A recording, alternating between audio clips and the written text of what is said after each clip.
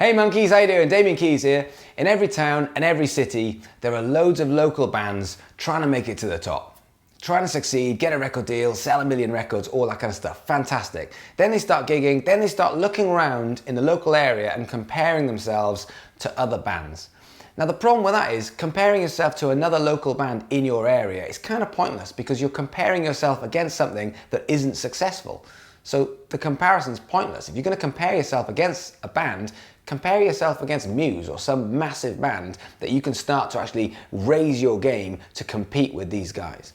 What I would much prefer to see is bands actually getting together to create a scene in that local area and working with the band's skills, not just the musicians in your band, but band skills in general, getting a collective of bands together to actually work on developing what it's like the music scene in your area and how you can actually help each other to get to the next level, because everyone's going to have different skills. For example, co-writes. Why don't you get together with other bands in your area and start doing co-writes?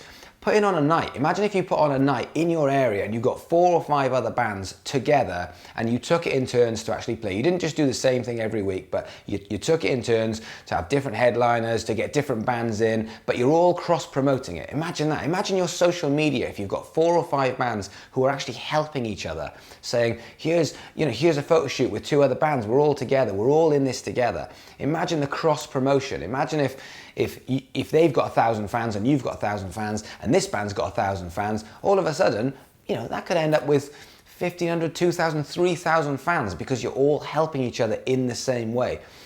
It's something that I don't see very often, and every so often you'll get areas that really take off. That Manchester scene in the 90s, the Seattle grunge scene back in the 90s, every so often there'll be an area that really kicks off. And I'm not saying all the bands got together and helped each other, but that is a thing that can happen.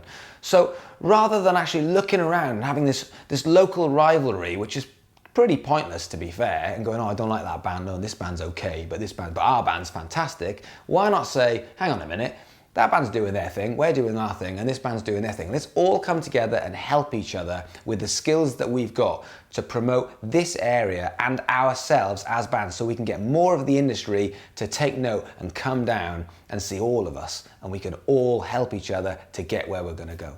It's just a concept, but I would love to see that, because when you're outside of London, that is something that you can do.